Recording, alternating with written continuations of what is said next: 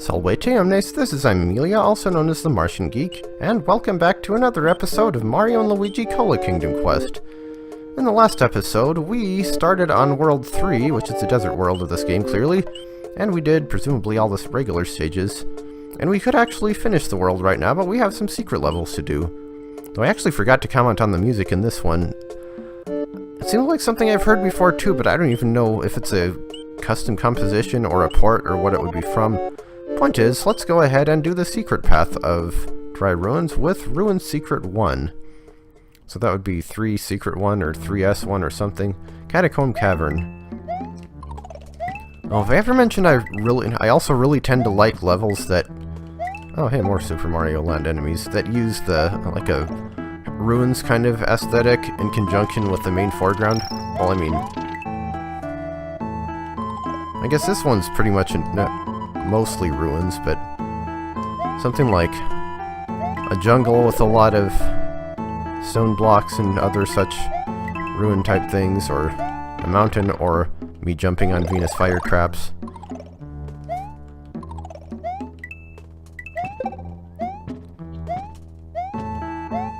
Follow the spiders. Jump on the spiders. Come to think of it, I never thought about the fact that there are basically 2 different spider enemies here.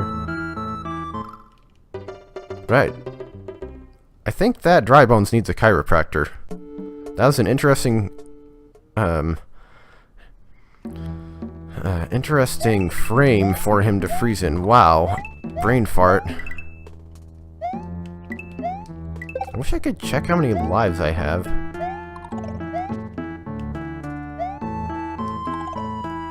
Also, why do I have a feeling this is going to be another stupid, annoying Venus fire trap type of deal? I'll go ahead and backtrack for the Yoshi coin. No, I won't. I'm also not entirely sure the hitboxes on those spiders are quite intuitive. I mean, it seems like they are, but if you get really close to them... Can I have another power-up, please? Someone ate mine. What was it I just said about spider hitboxes? Wow, only 1 level in and we are doing lousy.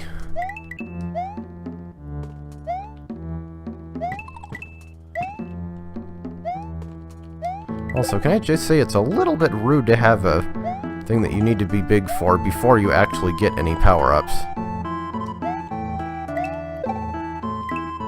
Also, I think you used the wrong tile here. But for all I know, that's been fixed by now. I never noticed the fact that the Dry Bones have that weird frame when they're turning. This is so totally not worth it, but we're getting it anyway. And hope we don't die after the halfway point. Honestly, somebody needs to make a patch so that Yoshi coins save after the halfway point.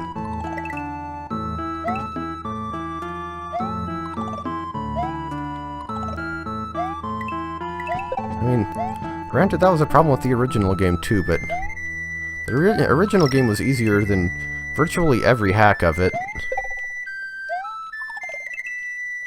Guess one could make an argument for SMW Hacks 101. Also, I think I saw a little bit more cut-offness there. Oh well. Hey, at least we have the right Switch Palace now.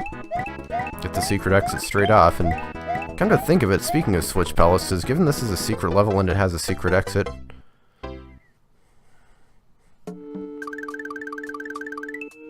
Yep, sure enough.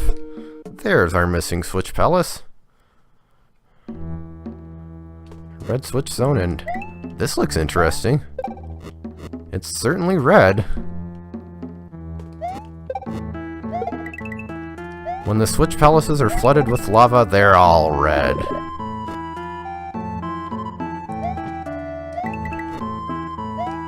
Well, either that or flooded with communists, your choice. Or even, gasp, communist lava monsters. And that was how you don't aim your Buzzy Beetle shells.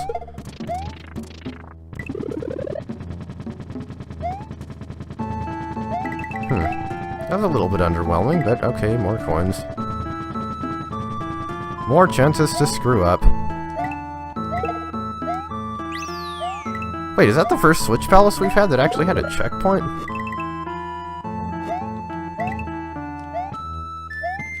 Please stop giving me capes, because I feel like then I shouldn't be using them. And so I end up with no second tier power-up, and that's just sad. Granted, I've made hacks where the main character never actually got any— that was just bad. Got any second tier power-ups, but... whoa, that was risky, but it worked. Well, I will say I do quite like the gradient here. Nice fiery pointers into the Switch Palace, and that's kind of an awkward camera there. I thought that only happened in 3D games. Red switch get. Switch zone clear. Pressing this switch has filled in all the light and the red block outlines in Kola Kingdom. Just one more to go. Wait, how does the game know I only have one more to go? I could have gotten this one first. Unless you actually patch something that allows you to change the messages of things based on factors, or external factors, rather. You know, what the heck with that first Yoshi coin? I really should not need to care about Yoshi coins. Pro tip, hack authors, if you want me to care about your Yoshi coins, do more with them. Make them unlock secret levels or something. Just the 5 for a 1-up thing is honestly kinda lame.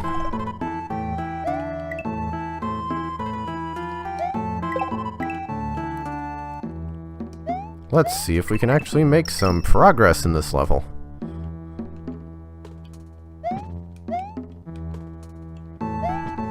Oh look, progress made. And some awkwardly placed hitboxes! Thank you, midway point.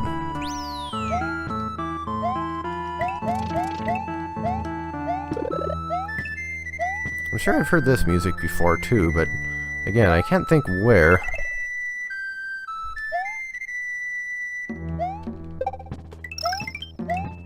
Okay, we're up to 35 lives. Not that I've ever been in danger of getting a game over in, well, pretty much any Mario game that isn't either the original or lost levels. Well, okay, when I was a kid, you could extend that to at least Super Mario Bros. 2 and 3. Even back then, I knew how to get a lot of 1-ups in Super Mario World.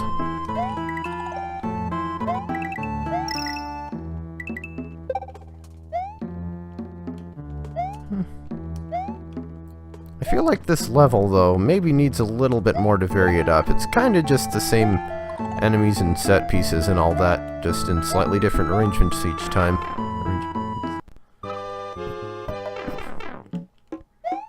But we're out of the catacombs in any case. Okay, now what exactly is the point in having these lead ups to the goal if getting higher on the goal doesn't actually do anything? I guess maybe if you hit the very top you could get a 1-up, but I'm not sure. I don't even know if that's possible to do with that version of the goal. Well, that was a long path. Are we only getting 2 secret levels? Well, whatever. Al-Koopa training camp. They have never forgiven us for the defeat of Ahmed the dead Koopa in Starlight Island Adventure. Small sandstone blocks can be destroyed with explosives. This can reveal secrets and new paths through this area. Well, it's settled. Let's just blow up everything. It'll be more fun that way anyway.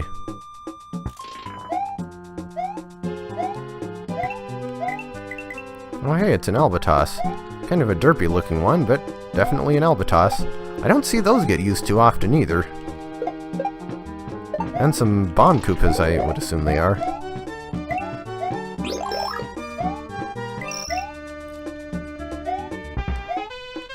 Whoa.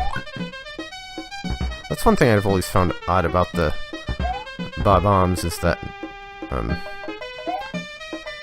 if you kick him and then jump on them as they're about to explode, they end up a different color. I guess it didn't matter for the original Bob-omb since it was just black and white, but... Yay, red switch blocks filled in. Yep, Bomb Koopas. One thing that always kind of bothered me about the Bomb Koopa sprite was you couldn't pick up the shell afterward. It seems like it should act like a Bob-omb. I mean, you jump on the Koopa, you get the shell, and then you can kick the shell, or the shell blows up. But no. It just blows up right then and there. And I lose my power-ups because of having stuff blown up on me.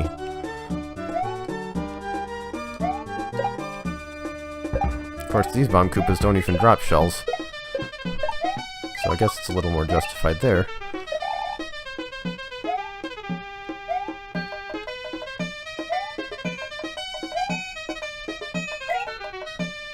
Okay, can I actually reach that? Okay, I can't. Whoa, there's another thing up there. Need another bomb here. Do I have to backtrack?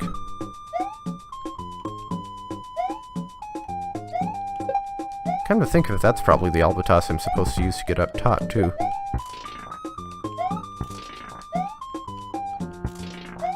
There we are. Or you could go the mundane way and just use a vine. I thought I was clever for thinking of that, but... Is there an invisible thing? There should be an invisible thing here. Why is there... Okay, so I guess that upper platform was just for the vine. Well then. I did a not the intended thing.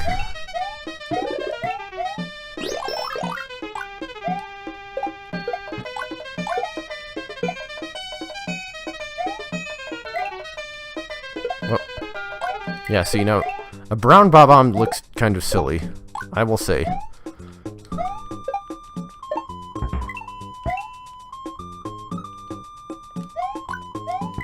Oh, thought I kicked that.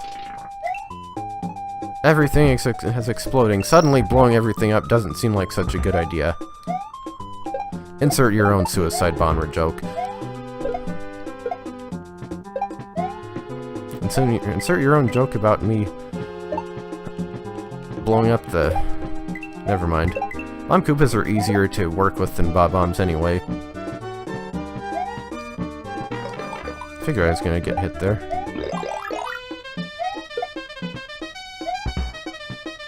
And there, but I didn't.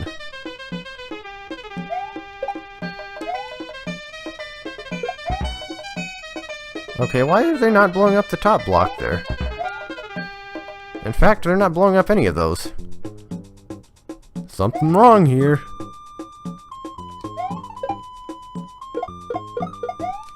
Okay, there's no way that's gonna miss. There we go. That explains why they weren't blowing up the top block. The top block apparently isn't explodable. Inconsistencies. Okay, you do get a 1-up from hitting the top. Nice to know. Pretty decent one also. I do generally like explosive-based stages. That was a very convoluted path, especially for having only 2 levels. But since all we have left to do for World 3 is the castle, let's go right to it. Morton Koopa Jr.'s castle. I don't think any official Mario game has actually had Morton as the World 3 boss. I can think of, anyway. You have the Sphinxes. And the red switch blocks actually give power-ups now. Might be a good idea to adjust the starting position of these blocks by a single pixel. You can pretty easily tell if they're not in line. Oh, there's a jump that would be a lot harder to make without the block. Looks like we're gonna have some tricky jumps to do in this one.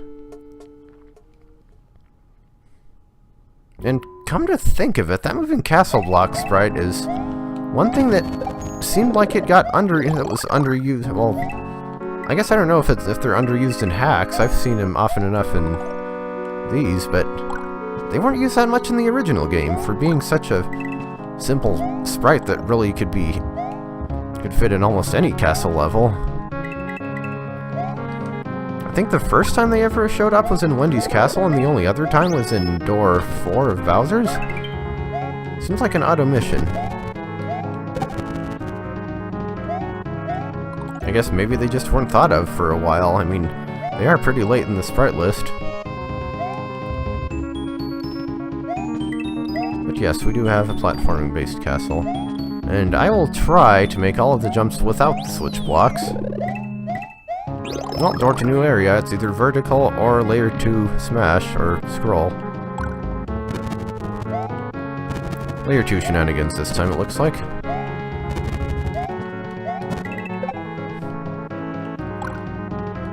Now there's something that wasn't underused in the real game, but seems to be in hacks. Also, missing background there. I guess there weren't any suitable layer 3 ones for it. That was a little close. Might have been a good idea to check how far up or down that went first. And I know this one's gonna sink. Well, actually, I think technically the top tile of the lava doesn't actually interact with you. So you can sink one tile in safely. Okay. Just touching the top again. And there's our boss. And there's our power-up replacement. Hello, Morton. Wow, he's telekinetic. Apparently, because he doesn't even have a handout for that thing. But he can shake the ground, and that is not good. Bye-bye, Morton.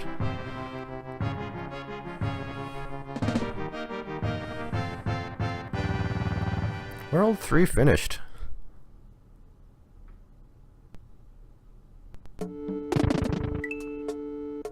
That was an interesting spot for a sparkle to appear. Probably just a quirk of the original game, though. And now we're back on the main map with World 4, which will be a forest, as you can see. But we'll worry about that next time. See you in the next episode.